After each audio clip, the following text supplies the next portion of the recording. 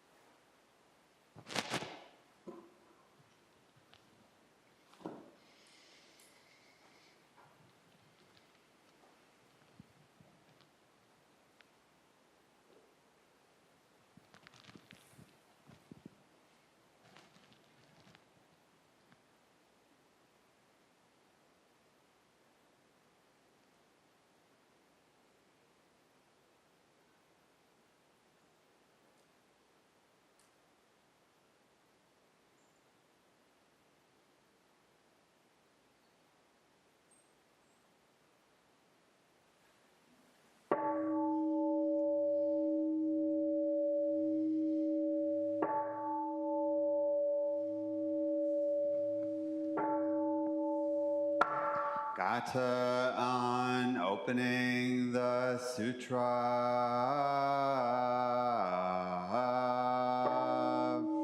The Dharma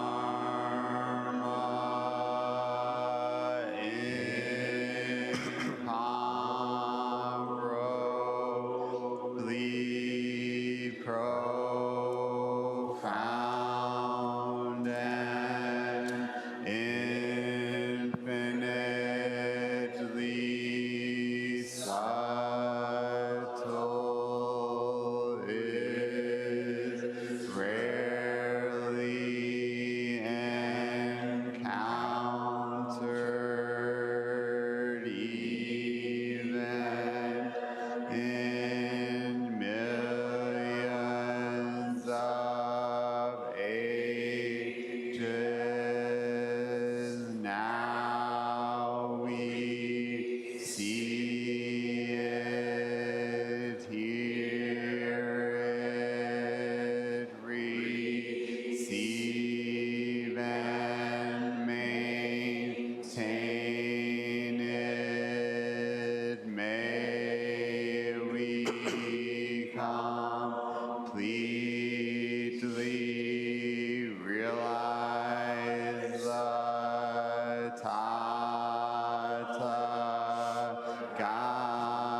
Tathagata's true meaning. Good morning, everybody. Thank you very much for choosing to be here and to practice together. It's a delight to be in your presence. I have some comments today to share from our Ango theme of fire, Lotus in the Fire, and from the Vimalakirti Sutra. And I also would like to point out that there's a lot happening right now. We're in a kind of one of these moments where there's many confluences, many things pushing, and happily, they're all happy. They're good. They're nice things that are going on, at least the ones I'm going to talk about. One of these, of course, is our topic. I mean, how timely could it possibly be to talk about bringing your awakening into the real world, right? The lotus in the fire is the image, is the reality, in fact. And within this, we have next week some ordinations to witness together. Pretty serious, pretty good stuff, right? So that trifle. So we've amended things a little bit. We're going to do the tonsure, which is the shaving of the head, which is a very traditional and required, actually, part of the ordination process. That's going to happen before the ordination ceremony, so that'll be earlier in the day, and folks can see that and be a part of it if they care to in a way that is reasonable and makes sense. And then we'll have the ceremony itself right here during Sunday service at 11, and we think, best guess, it should kind of stay within the confines of our normal time horizon, given the adjustment we've made. So please come and please witness. It's a very rare thing to find ordination happening in the world. There's so many difficult and bad things happening. When something good is happening, let's come out and celebrate it together. Okay? Then after that, another trifle.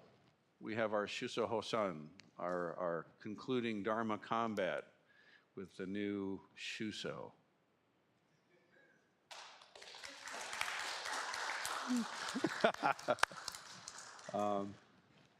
That, for those who don't know, if you've not seen this before, another one. Big fans, you don't want to miss. Okay, it's a time where the disciple, having been the model of practice for the entire Ango training season, is then takes space up here on the platform and is presented with a koan. They have no idea what koan they're going to be presented with. And they're going to give a very short discourse on it, very short, and then challenge the Sangha to challenge their understanding. And then folks get up and bring it. And we have a live, unscripted Dharma encounter. And this is an essential part of recognizing spiritual authority. People move through ranks and experience levels here, not by whim or fiat of whoever happens to be the teacher of the moment, but rather by recognizably encountering the Dharma and having that Dharma actually showing up in their life. Actually showing up in their life. And this is this is the heart of what the Dharma combat is about. So I really encourage everybody to come and be a part of that. Let your practice fully engage this moment, and so we can all see it together. And then the week after that, kind of the capstone to the whole Ango, we have our ancestor acknowledgement ceremony. And this is a very important feature in practice that we always sort of begin and end with an awareness and a gratitude, really, of the lineage and of the ancestors, both our own personal, known, and mostly vastly unknown genetic ancestors, but also, importantly, our spiritual ancestors, okay? And so much work was done yesterday at the Temple Samu. I want to thank Hokai and the team. We have a space out here that is going to be the Buddhist Temple of Toledo Cemetery, where we shall enter ashes and memorial markers for Sangha members who passed away. There shall be a stupa where myself and my better half's ashes shall reside, along with some of Gelik's, which we have currently here, Gelik Rinpoche. And also Myoen Roshi has asked that some amount of his ashes be interned there as well. And hopefully, if we all do our jobs well and practice well, the institution of the temple will continue long past our own lifespans and will be joined with other practitioners as the, hopefully, centuries go on, right? But at least we'll make it through next Tuesday. And so this particular ancestor acknowledgement ceremony was going to include the circumambulation that we're used to doing, but now we have a way, if I'm correct in this, to actually go into where the cemetery is going to be. The ground has been cleared enough to make this workable. We'll be able to get some sense of what that's going to be like and include that in the process. So I'm really delighted about that. It's timely. Soke's ashes will be arriving. She passed away some time ago now. The traditional 48, 49 days of observance have concluded. So her image is no longer here. But like the ancestors you see here, it'll come out annually. And there will be some amount of her ashes interred here with a marker designating this for people's practice. And this is not just an ornament. I hope you hear it. This business of practicing with the ancestors is deeply, deeply nourishing. I mean, talk about things getting real, right? As time goes on and more of us who practice deeply together cross and die, it is my sincere hope that, well, at least for myself, I hope that whatever is left of this body is put to good use for the inspiration and practice of all of us together. And in this way, the Dharma has continued to be proclaimed, and the practice continues to be nourished. May it be so. May it be so. So important. And if you're visiting temple and you've not had a chance to go back and see the ancestor room, the Buddha hall, please take a moment. Last door on the left, down the hall. It's worth seeing. It's a conscious behavior it's a conscious decision that from, bow to stern, the ancestors are central. Now, let's get to the Dharma of the moment here. The Vimalakirti Sutra, the great teachings of the layman Vimalakirti, are a staple in the Mahaprajna Paramita literature of our Mahayana way. And we pick up here from a conversation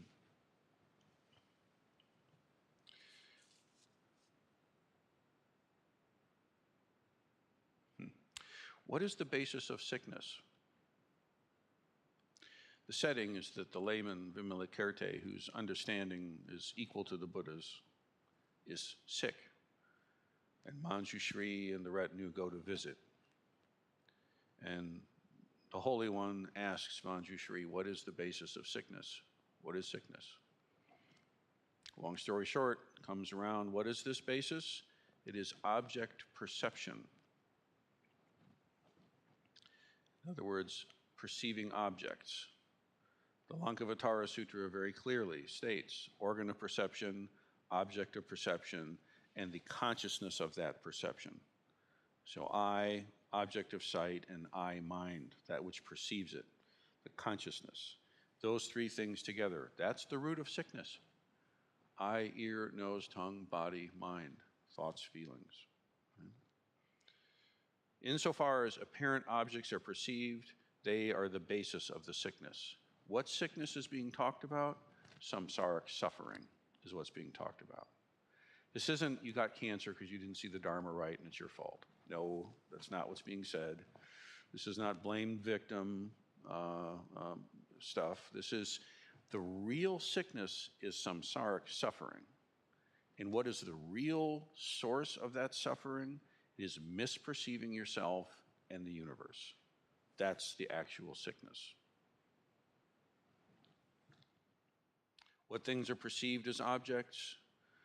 The three realms of existence, form, formlessness, and desire, are perceived as objects. What is the thorough understanding of this basic object? It is non-perception, as no objects exist ultimately.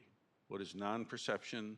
The internal subject and the external object are not perceived dualistically.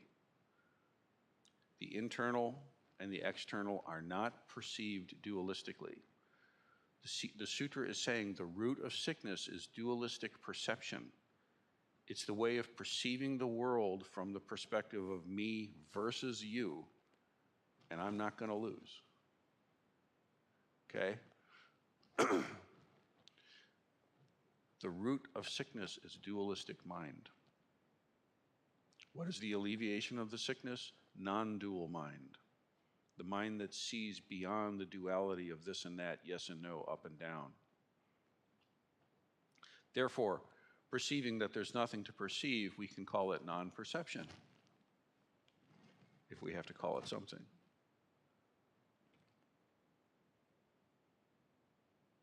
It goes on. The sick bodhisattvas should tell themselves, just as my sickness is unreal and non-existent, so is the sicknesses of all living beings unreal and non-existent. The disease itself isn't even there. This loop between dual and non-dual itself doesn't exist. Even that needs to be thrown away. And the bodhisattva, seeing that their sickness itself is unreal, can see instantly that the suffering of all beings actually is the same.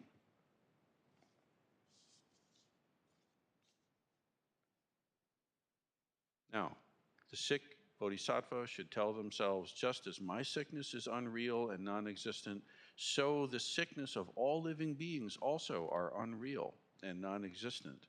Through such consideration, they rouse great compassion towards all living beings without falling into any sentimental compassion. The great compassion that strives to eliminate the accidental passions does not conceive of any life in living beings. Why? Because great compassion that falls into sentimentality, purpose views, only exhausts the bodhisattva and their reincarnations. But the great compassion, which is free of involvement with sentimentality, purpose of views, does not exhaust the bodhisattva and their reincarnations. So let me unpack this a little bit, okay?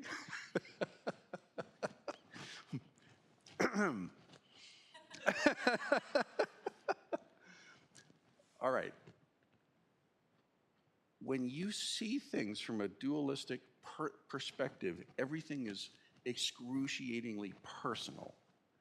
It is so about you. I mean, all of it actually is about you, and it's not good, and neither are you. And no, I'm good, they're not good. They're the ones that aren't good. Okay? So it's either I'm not good enough, or they're not good enough, or some shit is not good enough. It's not good enough. It's bad. It's very bad. And it's very personal.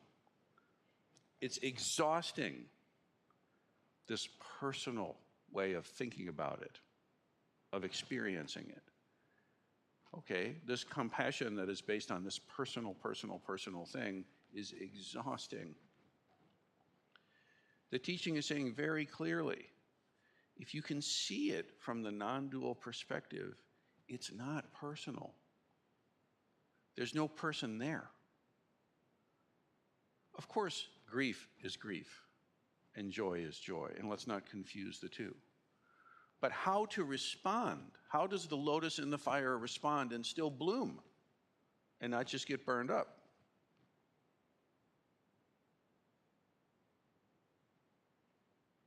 It came up in the Lam Rim conversation this morning. What about empathy and sympathy and compassion? Are these all the same thing? True Buddha Dharma compassion, true karuna, has as its basis prajna. And this means true compassion comes from wisdom. The wisdom of seeing into the non-dual nature of all things, the ground of love from which all things arise and return. When you really see that for yourself, not believing in it or thinking about it or liking the concept or something, but actually as an experience, then the compassion that comes from this is freeing and joyful and exquisitely not personal.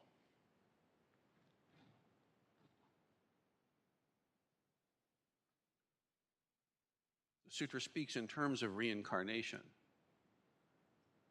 And the traditional teaching, of course, is that we reincarnate over and over because we're tethered by clinging and desire.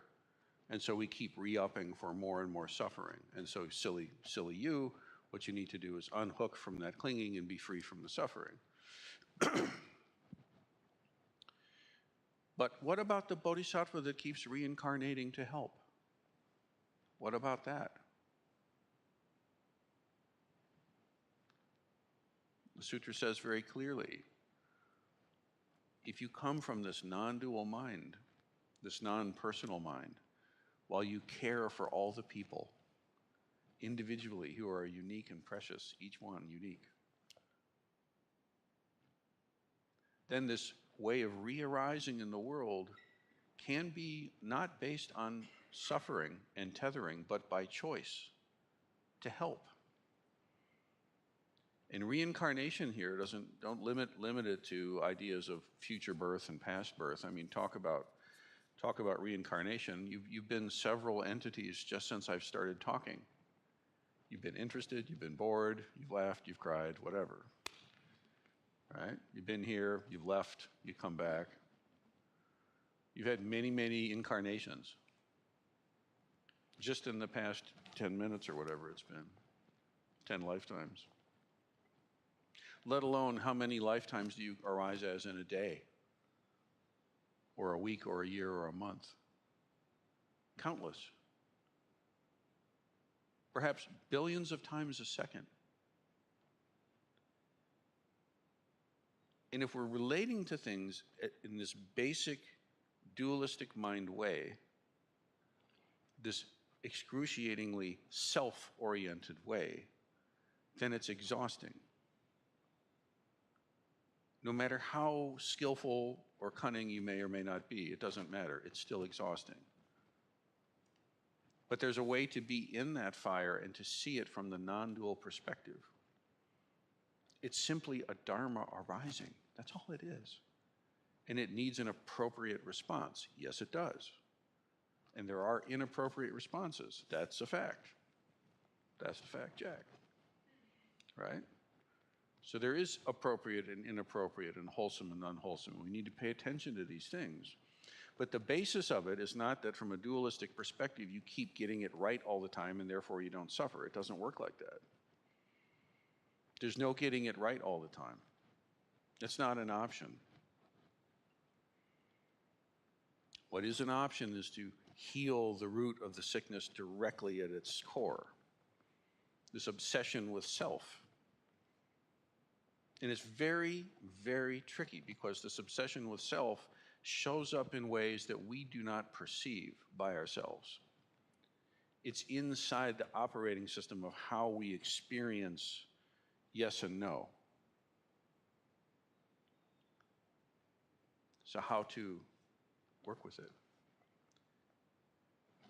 Here, we express gratitude for the teachings and for the community and for the sutras and for all the ways that we've been given to practice. But I tell you, dear one, as precious as these things are, if they just pile up as options never explored, they're of no use to you. One must actually act. One must actually practice. One must get their practice to show up at the gig, whatever your gig is. Whatever it is you're dealing with. Boon or bane or anything in between, I promise you, I guarantee you, there is a way the Bodhisattva can use that for the benefit of all beings. There's always ways to bring nutrition from what's going on. There's always a way to let your character deepen and your virtue fill your spine a little bit more. To let your humility ring out just a little brighter. To let your patience actually roar.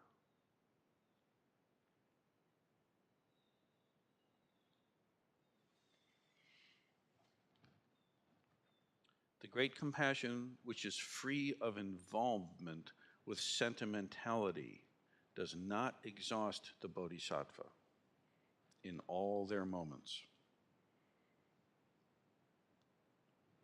And this can be very, very difficult medicine to take, and I understand this. I appreciate this. There are many ways in which we have all had mechanisms to cope and to deal and preserve the self, and those should be honored and respected. But it may well be, in fact, I'm going to say that the further frontier is to be able to jettison those things that no longer serve you. The Dharma itself is considered as a raft. And once you've crossed the river, you don't need it anymore. All the techniques and all the approaches, they're upaya, they're skillful means. But you have to use them. And that means when you're using them, it's not a game. You have to really use them.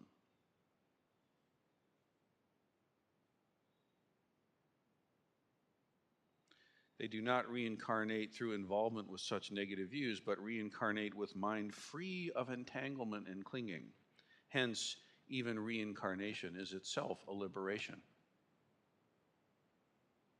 Suddenly, with the bodhicitta mind, the way of practice is not escaping everything, but actually engaging it from wisdom and compassion. It is not possible for one who themselves is bound to deliver others from their bondage, but only one who has liberated themselves can liberate others. Now, Bodhisattva moves in here to be of use to others, to be of use, real use in the real world. If your practice is landing, that should be showing up. It does show up if your practice lands. How do you know practice is working? Do you start levitating? You get a lightsaber at some point? I mean, how do you know, right? You suffer less and you're able to help that suffering lessen with everyone around you. And you don't have to be kind of all Buddhist about it all the time. Please don't. It's kind of creepy, honestly. Just be you, but be you, the bodhisattva you. And it doesn't look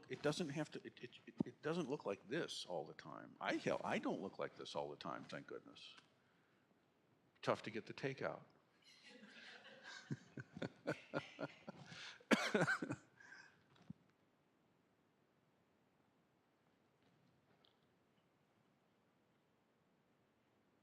Therefore, bodhisattvas should participate in liberation and should not participate in bondage.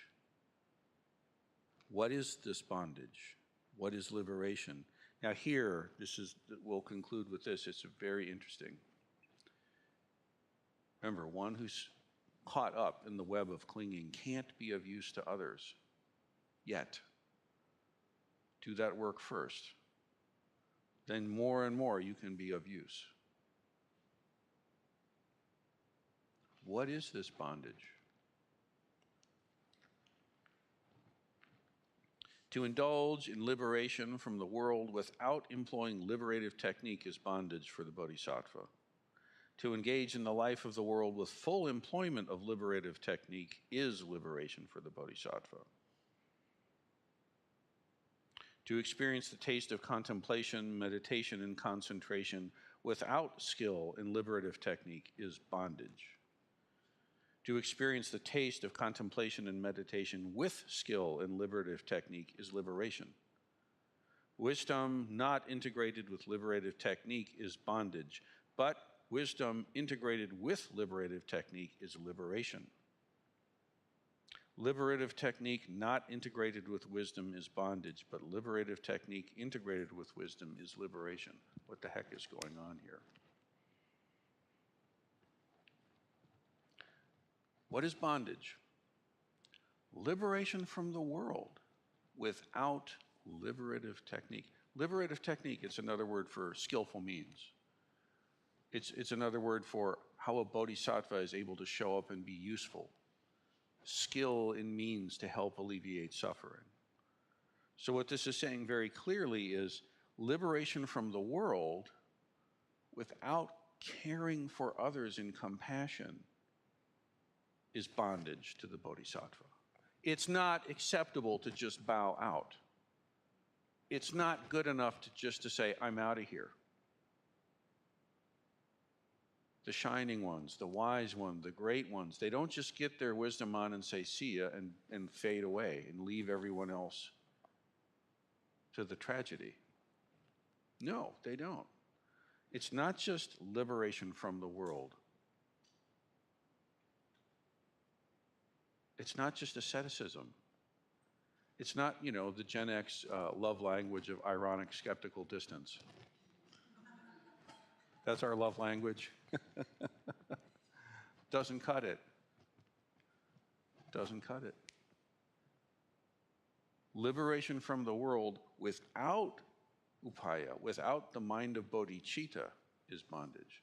Now, if you have the mind of bodhicitta, liberation from the world, bring it. It's good. This means you're not stuck. You're not caught. You're not trapped. You can move. You can play the changes. You're not tethered. Second of three, the taste of contemplation, meditation, concentration, samadhi, jiriki, these things, without the mind of bodhicitta, is a trap.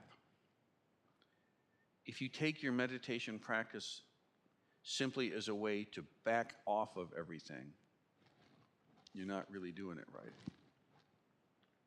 says the teaching. And I agree. But if you have the mind of compassion for others, for yourself, for others, for all beings, and you really have the mind of compassion for all beings, then contemplation, meditation, concentration, zazen, jiriki, all this stuff, bring it. You can't get enough of it, man. You need it. You need that concentrated mind. You need that stability and equanimity. But because compassion and love is at the root, therefore you're not going to get stuck. You can get stuck in concentration meditation. Yes, you can. You can learn how to use meditation as a bypassing mechanism. You can use it to just duck out of stuff. I'm not going to have this difficult conversation because I'm going to go meditate instead. No.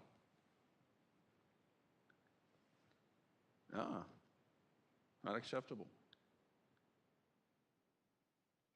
But with the mind of bodhicitta, then contemplation, bring it. Beautiful. More, please.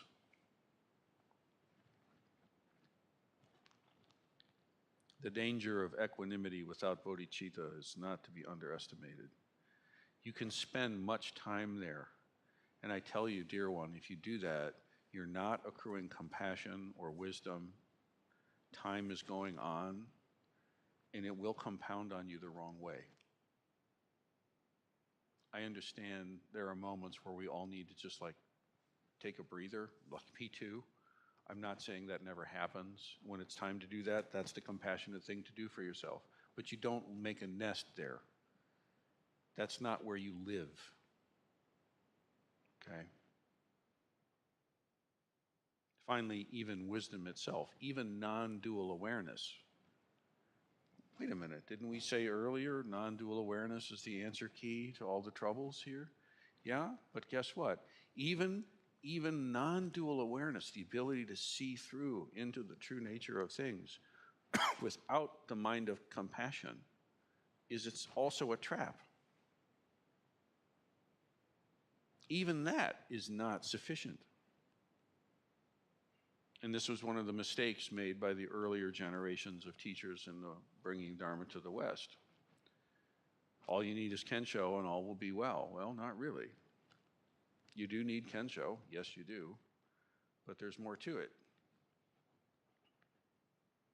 What is the more to it? Love, compassion, the real deal love and compassion, not sentimentality, not lesser forms, but real, true Buddha love, God love, universal love. Pick a term that works for you. I don't care. I care that you see it, though. I care that you realize it and that you live it and that you bring it. The lotus takes that fire and uses it as a nutrition and then creates itself, and that mandala opens up and it gives life to everyone that comes to it. And that's what we're doing. That's what we're doing with the ordinations that are unfolding, miraculous. That's what we're doing with the discipleship that's being recognized, miraculous.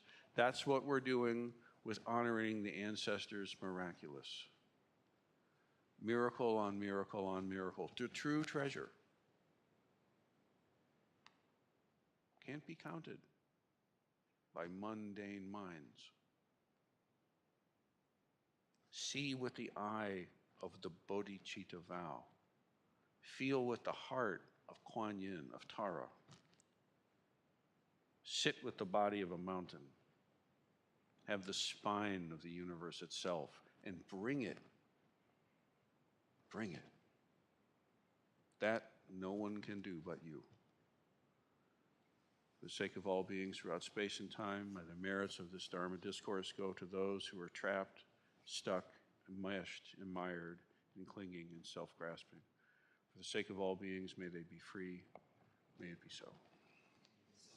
Thank you, everybody.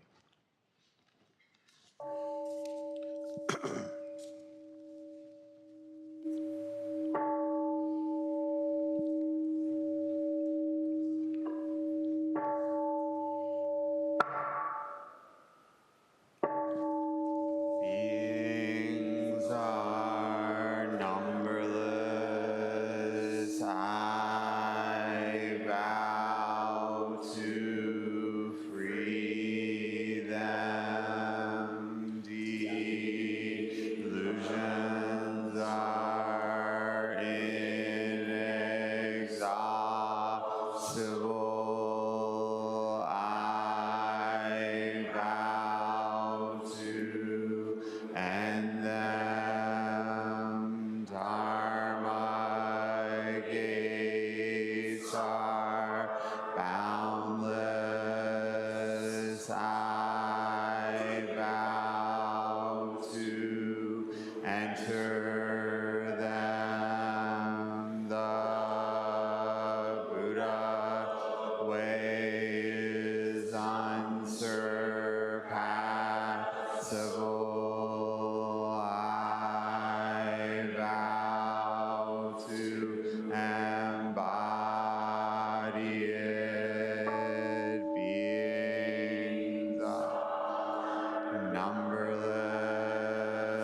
I vow to free them. Delusions are inexhaustible. I vow to end them. Dharma gates are boundless.